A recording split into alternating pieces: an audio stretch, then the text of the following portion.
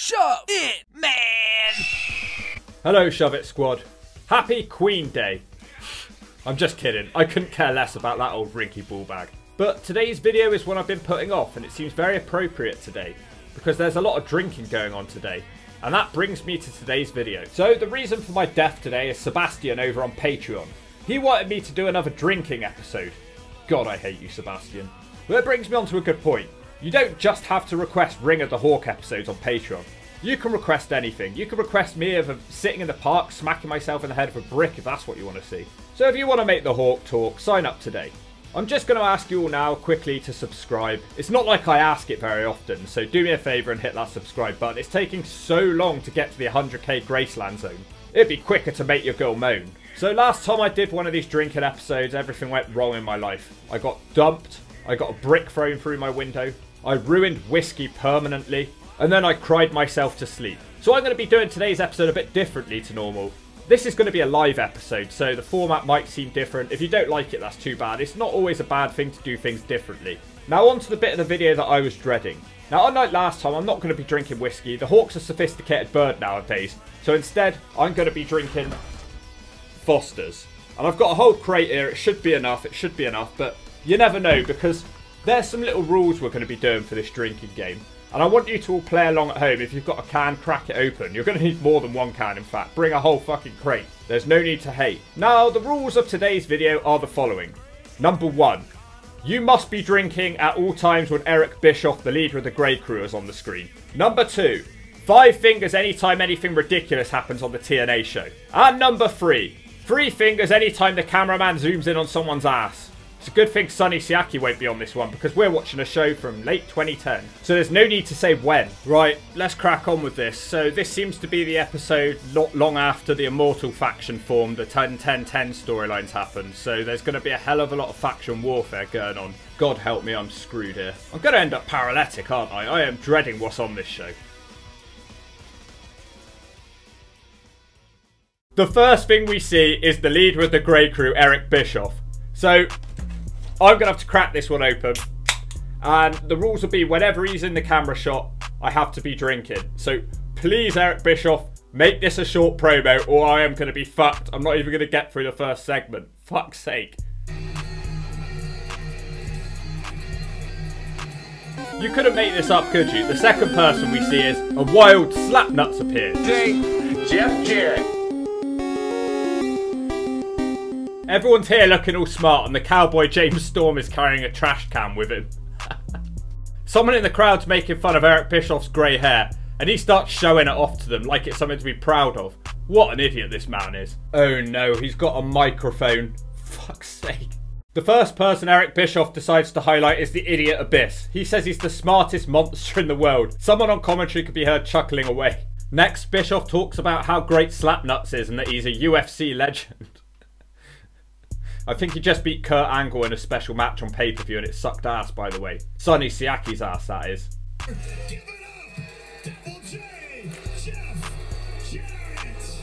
Oh, thank God Ric Flair has the microphone. I never thought I'd be so happy to see his wrinkly ass. Nature Boy AJ Styles now cuts a promo about how he throws it up. I think that's going to be very appropriate for me at this rate.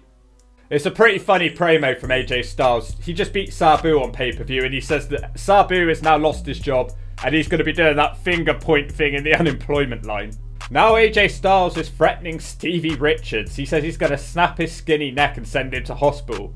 Why is AJ Styles feuding with Stevie Richards? Oh no, Bischoff's back. That's cam 1 down anyway. And he's doing another promo, so I've got to keep going. But the main story of this is that Bischoff wants Jeff Hardy to come out. He's of course in this faction. He just defended his championship at the pay-per-view, so they're all happy for him. Another miss, what they'll never be. I'm going back to Carolina to see Shannon. If you steal my swanton bomb, you're gonna pay. 'Cause another man is what they'll never be. Is it just me, or was Jeff Hardy as a heel pretty damn cool? I would have loved to have seen where it went if Victory Road 2011 didn't happen. I was actually enjoying his heel run. It was cool seeing him do something new. Jeff Hardy says he's having a coming out of the closet party. For God's sake, why does Eric Bischoff have to be stood behind him? Jeff Hardy's making fun of Matt Morgan and the crowd are chanting overrated at Jeff, and he looks really upset about this. Jeff Hardy now says he's the chosen one with Jeff Jarrett stood by him. He says he's been sipping from the cup of Hulkamania. I love this promo. Oh no, Bischoff's back on the microphone.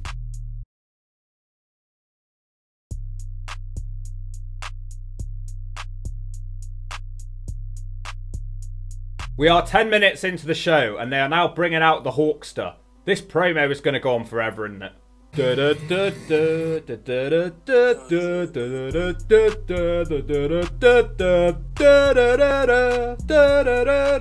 Hawkster has a bunch of plasters on his hand, so I guess he's fresh off yet another surgery at this point. They talk about how Hogan's a special attraction because he's barely on the show anymore. They made up for this by having Eric Bischoff on the show. Not quite the same thing, is it? Hogan reveals he's got a big surprise for Jeff Hardy, and then the lights go out. The belt comes down from the ceiling and fireworks go off. They make a massive deal out of this. The crowd chant Hardy. He's supposed to be a heel. Brother, out with the old and in with the new. Why does Hogan keep calling Jeff Hardy his son? Hogan says that TNA and Dixie Carter and the whole TNA company is represented by the old belt. And then he drops it in the trash with AJ Styles stood right behind it. I wonder what he was thinking. I wonder if AJ's the sort of man who'd care about that sort of thing. I know some people on the internet would have been dumping in their nappies with frustration at this moment. Hogan says if there's anyone who opposes his immortal faction, the only thing they can do at this point is drop down and pray. And that brings out the Pope. Very appropriate from you, Hogan. We are now 14 minutes into the show, and I've just finished my second can. Could Eric Bischoff please fuck off from the TV screen? Pope stands in the crowd looking like a nobody, frowning at the people in the ring. The Pope looks depressed. I've never seen him look so sad. There's a lot to unpack here, so it sounds like at the pay-per-view, Eric Bischoff paid off Pope's family and brothers to beat him up and turn on him. So Pope is now swearing revenge. He says he's going to put Eric Bischoff in a casket and shove it off the stage. Wait, does this mean this is an Eric Bischoff episode? Alright, Samoa Joe's here now. Now we're going to get this party started. Gunner and Murphy. Samoa Joe is here to complain about losing to Slapnuts on pay-per-view. I don't blame him. He also calls out Gunner and Murphy. They're not even in the ring, are they? They are deemed so worthless and pointless that they're not even part of this segment. It's Gunner and Murphy. He makes the girls pee. Samoa Joe says he wants a shoot fight with Jeff Jarrett, and he says that his hillbilly girlfriends Gunner and Murphy aren't going to be able to help him. On the plus side, Eric Bischoff hasn't been on the screen for the last couple of minutes. Rob Van Dam! Rob Van Dam! The whole effing show! Snort some blow! Van Daminator! Van Terminator! Van Crushinator! Van Assassinator! The whole flipping show. RVD calls out Jeff and says that Jeff never actually beat him for the belt, and RVD should still be the champion. I think this is when Abyss hit him with that 2x4 with spikes in it and killed him. But now he's alive and now he wants Jeff again. No Job Rob says that tonight he's going to leave the building as the heavyweight champion, and for some reason this brings out Matt Boring. We are now 20 minutes into the show. So Jeff Hardy just beat Matt Morgan on pay-per-view, and now Matt Morgan's here to complain about the way that Jeff Hardy went about it. He says that he's going to expose his ass, and No Job Rob will have to wait for his title shot because Morgan wants one first.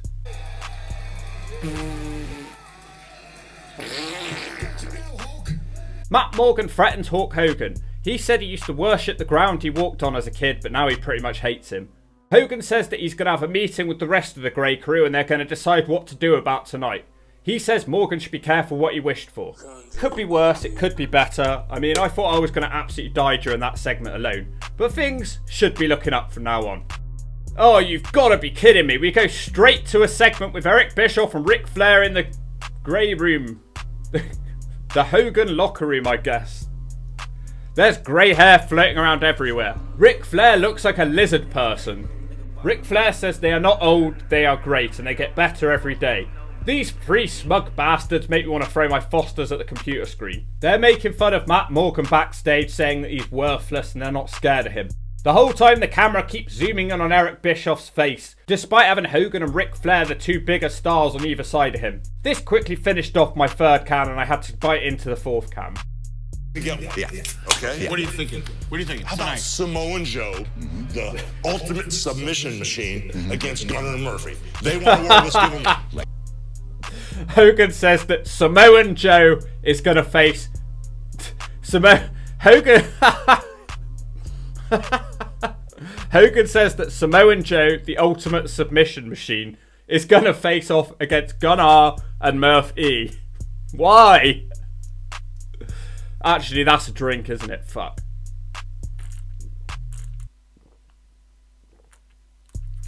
The next match they make is RVD versus Kaz. Hogan says that Kaz is a better wrestler than RVD, and he has full faith in him.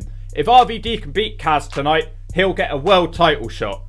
Seems like a bit of a dumb decision to make on their part. Ric Flair says that since Hogan and Bischoff has been gone, they've been signing some new women talent, and they want to go and perv on them. Flair takes Hogan away whilst he's picking nuts out of his teeth for some reason. Bischoff says he needs to go talk to some referees. Haven't we had enough Bischoff by now? We're 25 minutes into the show. Give me a break. Oh no, it's Robbie E and Cookie. That's 5 fingers right there.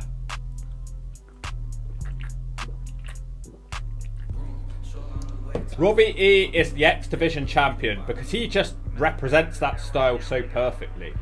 Cookie cuts a promo. She has hoop earrings in. You know what they say in North Rochdale?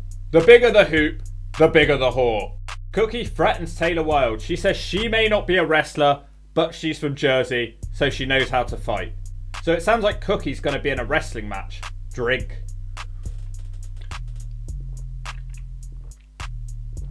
So we've got a mixed tag. We are 26.3 seconds into the show, and it's finally got a match here.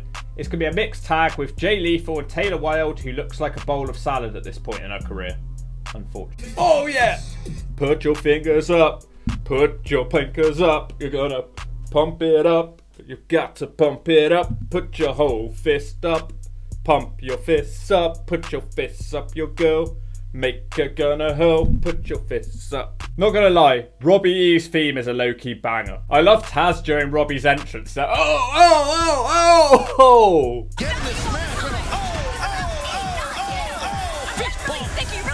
Robbie E's so happy. What's he got to be happy about? The guy's a moron. Cookie does not want to get in the ring because she is not a wrestler, when in fact Becky Bayless is actually a wrestler. So they gave her a gimmick where she didn't know how to wrestle. The bell rings. We are now 28 minutes and 56 seconds into the show. So basically half an hour for the first match. This ain't going well, is it? The Jersey crew instantly bail from the ring and hide on the outside and dump in their nappies with fear. So the match hasn't really started. Cookie takes out her hoop earrings. I guess she's no longer a whore. It then dawned on me. We've waited half an hour for a match with Robbie E and Cookie. Why did anyone watch TNA back in the day? Why did I watch TNA back in the day? Robbie E dumps in his nappy with fear and holds on to Cookie. The cameraman then zooms in on her ass. Drink.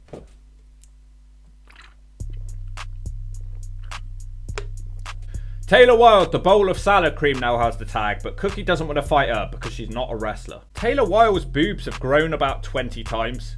Did she have a boob job or was she pregnant at this point? Nah, don't be silly. She worked in a sunglasses hut. She couldn't afford to get pregnant. Lethal hits an arm drag into a cartwheel into a drop kick. The crowd actually wake up because something's finally happening in the ring.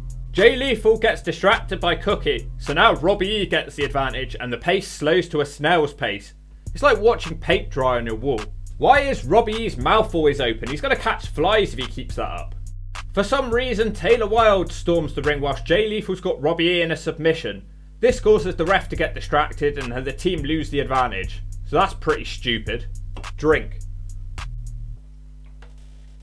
Robbie does a slow motion fist pump which causes Taylor to get so angry that she tries to get into the ring.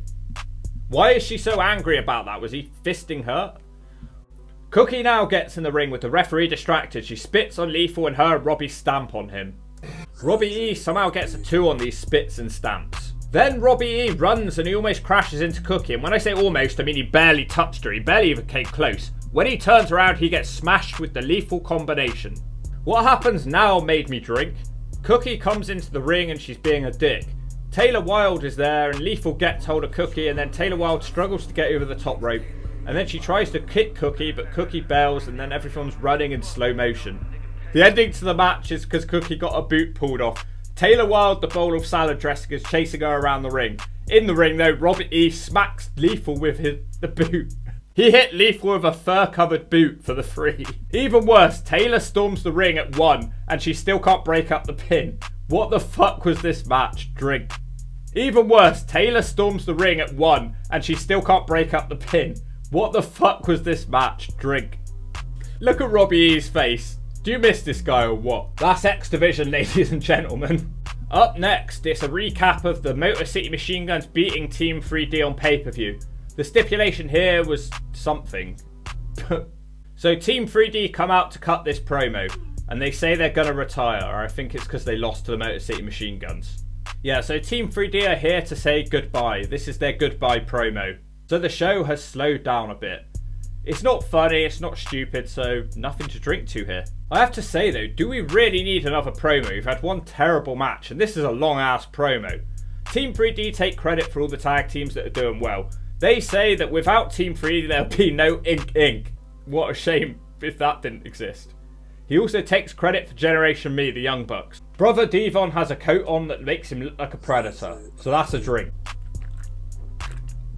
Bubba says that now he's retired he's going to be a rock star. Little did he know that in a couple years time, instead of being a rock star, he'd be a rapper, quoting Coolio lyrics for some reason. Devon says he's got twin boys called Tara and Terrell. Yes, you certainly got some twins. So after this massively heartfelt promo about Team 3D retiring, the crowd give them a good ovation, say goodbye to them.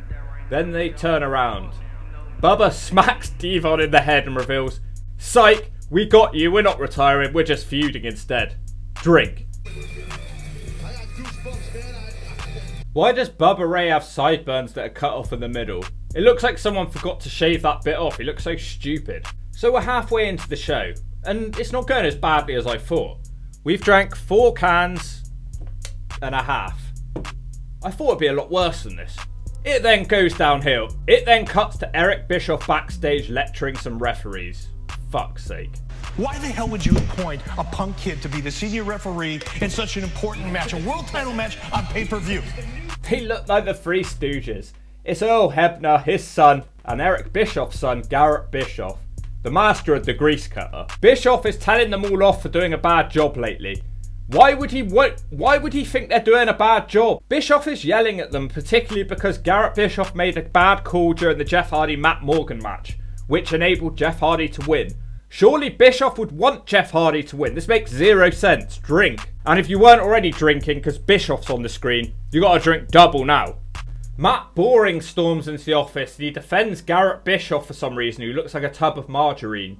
Morgan says that he understands that the kid made a mistake and he doesn't really care. He just wants another title shot. Matt Boring wants Garrett Bischoff to be the referee for his handicap match tonight. Why? Why would he want that? Drink. We cut to the ring, where Gunnar and Murphy are here. Why? Drink. Murphy has a receding gelled up hairline like Sean O'Hare, and Gunnar looks like a bowl of wet dog piss. You think things are going okay, and then Gunnar and Murphy appear and you finish off your 5th can, don't you? So Samoa Joe will have a match against Gunnar and Murphy, who are in their black shirt security gear. Very exciting. Why are these guys getting spotlighted when the Motor City Machine Guns haven't even been on the show? Gunnar and Murphy, for fuck's sake, everybody. Gunnar and Murphy jump Joe before the bell. Murphy hits a big boot in the corner and Gunnar follows it up with a diving knee. It doesn't matter that it's an advantage for the handicap team. Joe throws one of them with a suplex. Murphy takes his top off to look intimidating. Samoa Joe blasts Murphy in the corner with a kick. It's all going one way here despite it being a handicap because Gunnar and Murphy suck. Samoa Joe hits the muscle buster on Murphy with a receding hairline and the match is over in 2 minutes. Why was this on TV? Why was this necessary? Drink. Gunnar tries to jump Joe at the end of the bell. Joe beats him up in the corner, puts on a rear naked choke, and somehow Gunnar passes out in less than 10 seconds. Slapnuts appears in the ring smiling. He smashes Joe with a nightstick. Why wasn't it a guitar? That would have been way funnier. The crowd chant at Jarrett, "You sold out." He sold out a long time ago. Kurt Angle rolls into the ring in baggy jeans that look awful. He beats up the 3 losers. So things seem to be okay as far as drinking goes, but now we cut back to the Grey Crew locker room and Bischoff's here. Jeez. Ric Flair is in shock that Samoa Joe beat Gunner and Murphy. Gunner and Murphy are done. I promise this needs to be fixed. This was not supposed to happen. Angle, you're a dead man. Where's Angle? Abyss puts his hand on Bischoff's arm and says that he's got his back, boss. What a twat this guy is. Another segment now with Bischoff, the leader of the Grey Crew, smoking a cigar.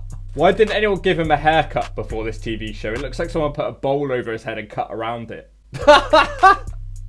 Bischoff is waiting for Abyss to take a dump. I'm not even making this up.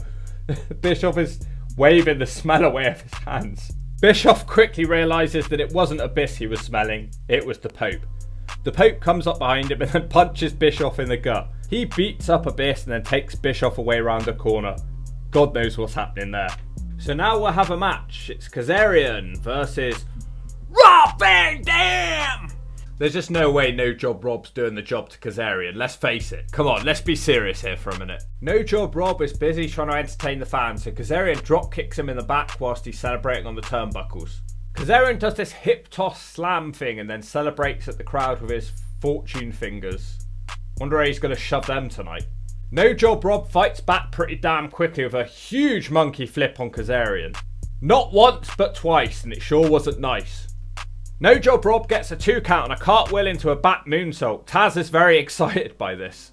Van Damme hits a snap mirror into a diving calf kick and it looks like it's game over almost. No Job Rob really loves himself here. He bows to the crowd with happiness. His cockiness seems like it's going to screw him up. Kaz seems to jump in, but then Van Damme kicks him in the face pretty quickly. That wasn't much of a comeback. Then there's a ref bump as Kaz dives off the top rope with a crossbody and knocks out Earl Hebner. Then things get really weird. Van Damme kicks Kaz away again and Ric Flair appears with a steel chair. He can't do anything though because Rhino pushes past him and climbs into the ring. Rhino was fired a while ago on TNA. Rhino hits the gore on RVD and No Job Rob does the JOB to Kazarian. Fucking hell. Rhino now has a chair. Tommy Dreamer storms the ring. He's got foam coming out his mouth like he's got rabies. Like a complete dumbass, Tommy Dreamer turns his back to tend to Rob and then Rhino smashes him with the steel chair. Mike Tenay inquisitively asks what's behind Rhino's actions. Well, he got fired, so what do you think it was? He's clearly doing Eric Bischoff's bidding, you dumbass. I think that's a drink, to be honest. Dumb storyline. Christ, 23 more minutes of the show. I can do this. This is a fucking patch show. Oh no, Eric Bischoff is now being beaten up by the Pope still backstage. Pope says, answer me when I'm talking to you. And when Bischoff tries to talk, Pope says, shut up, I wasn't asking you. The Pope puts a chain, glasses, and a skull cap on Eric Bischoff. It would be funny if I didn't have to keep drinking.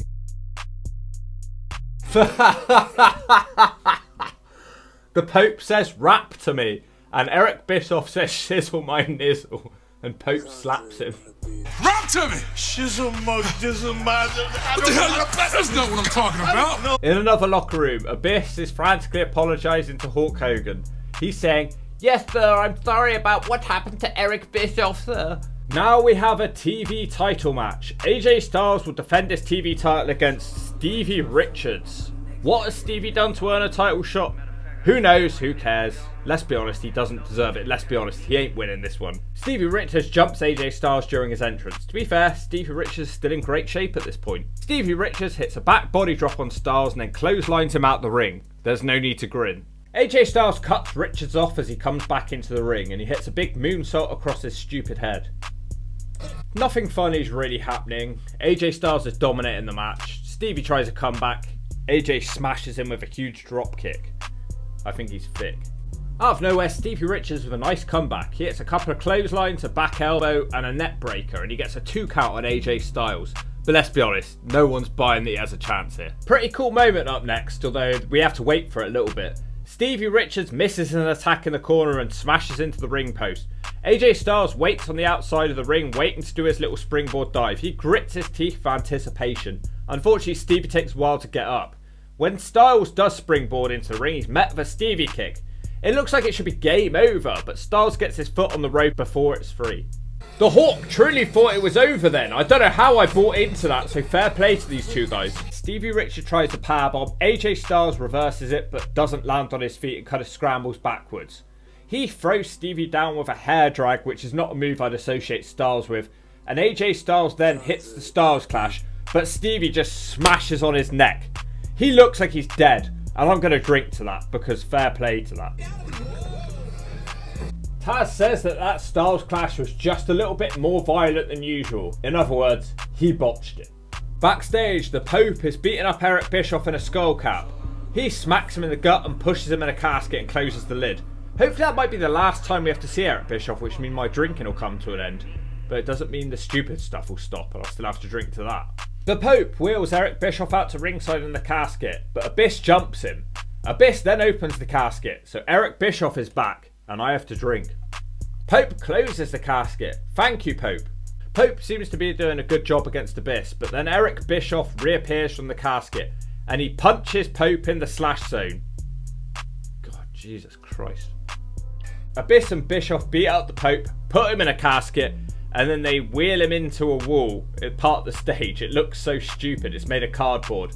The casket bounces back, and obviously that didn't hurt Pope, and Abyss celebrates like it was a big deal. I think that's a drink. Abyss tries to cut an intimidating promo, but the camera keeps cutting to Bischoff, who's kicking the casket. You know it's bad when you've got to sit through a main event with Matt Morgan. So it'll be Beer Money and Douglas Williams in a handicap match against Matt Boring. Ric Flair is probably the only funny part of this match. The match starts as you might expect. The handicap team jump Matt Morgan before the bell. Morgan then fights back and beats them all up. He decides a double choke slam is a good idea, but forgets that Douglas Williams exists, who low blows him in the slash zone. It's a really boring match. After 7 minutes of nothing happening, they're working on Morgan's leg. I've drank 7 beers, so it's boring. I'm going to fall asleep at this rate. Someone do something, please. James Storm does the figure 4 leg lock as a tribute to Ric Flair. Didn't expect to see him doing that. I thought I was pretty safe at this point. There's only 5 minutes left of the show. Then Taz announces on commentary that Eric Bischoff, the leader of the Grey Crew, is pissed off, and he's coming out to the commentary desk. For fuck's sake, can this guy fuck off? That's about 8 appearances on this show. Bobby Roode has a Boston Crab on, and James Storm drops the knees on Matt Morgan's head. For some reason, this seems to have little effect, even though that would hurt. Eric Bischoff is screaming on commentary about what a professional he is. No one gives a damn, Bischoff. Get your grey hair off my screen. I wish TNA had done what WWE did and put him in a hair versus hair match to shave those greasy grey locks off his fucking ugly head. I forgot to mention Garrett is the referee here. Hopefully he'll get his fucking head kicked in too. Eric Bischoff keeps calling Matt Morgan a Sasquatch on commentary. Bischoff says that Robert Roode craps more talent than Matt Boring will ever have in his entire career. He's right about that one. I don't often agree with the leader of the Grey Crew. Cheers to that, Eric Bischoff. I agree with you. Matt Boring starts a fight back, but he's cut off. Now Eric Bischoff is strangling Mike Tenay at the commentary desk. Fuck's sake. Beer Money tried to hit the Beer Money suplex, but they can't manage it, and Morgan suplexes them both overhead. He just stands there celebrating. If he'd have just done something more charismatic, like, I don't know, try and imitate the Beer Money thing, people might have liked Morgan more. But he hasn't got the characters to do something like that. Ric Flair appears on the ring apron, and then they say that we're out of time, and the commentary team say that it's the end of the episode. But the match hasn't finished. So who won? I don't know. They said switch over to reaction to find out the finish. Not everyone has reaction. I think people in America didn't even have that. So who won this match? Who knows? That's the end of the episode. Don't know, don't care. I think I've drank 7 cans at this point. Yeah, this one's pretty much done as well. It wasn't as bad as I expected. I thought it'd be a hell of a lot worse, to be honest. I thought it'd be more like 20 cans. Ow. So that's the end of the show. If you don't like it, let me know. But if not, you just blow.